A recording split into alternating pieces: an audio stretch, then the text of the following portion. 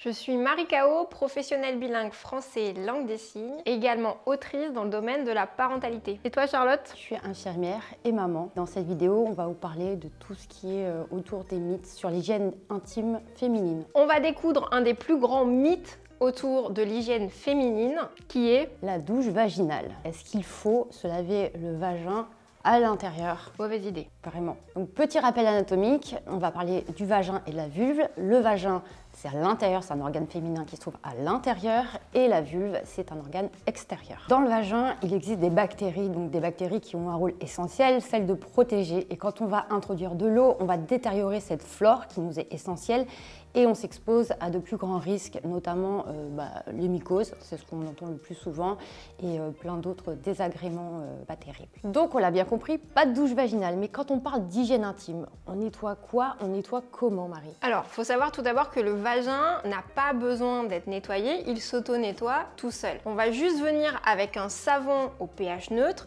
nettoyer la vulve, c'est-à-dire la partie externe de l'appareil féminin. On a tendance à penser qu'après un rapport, par exemple un rapport sexuel, le fait de nettoyer son vagin donc par l'intérieur va avoir un effet contraceptif.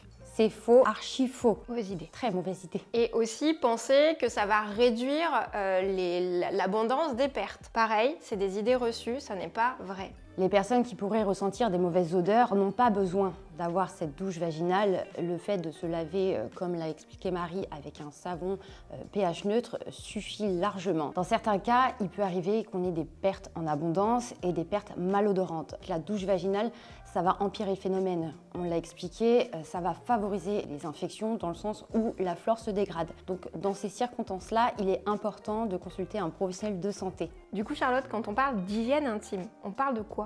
On va parler du lavage donc de la vulve, le lavage doux, pas la peine de le faire trop de fois, ça va être bien trop agressif, donc on l'en fait une fois quotidiennement. Et après Marie, évidemment, on va s'assurer d'avoir des sous-vêtements propres. Donc en coton bio, c'est une matière respirante qui va vraiment aider à protéger notre zone intime. Donc on récapitule, les douches vaginales? Non. Un lavage doux quotidien de la vulve au savon pH neutre? Oui. Changer sa culotte quotidiennement au coton bio? Oui. Et surtout, on n'oublie pas une notion très importante, si on a des pertes blanches en abondance et malodorantes, on va voir un professionnel de santé. Et voilà, maintenant vous avez toutes les cartes en main pour changer les règles du jeu.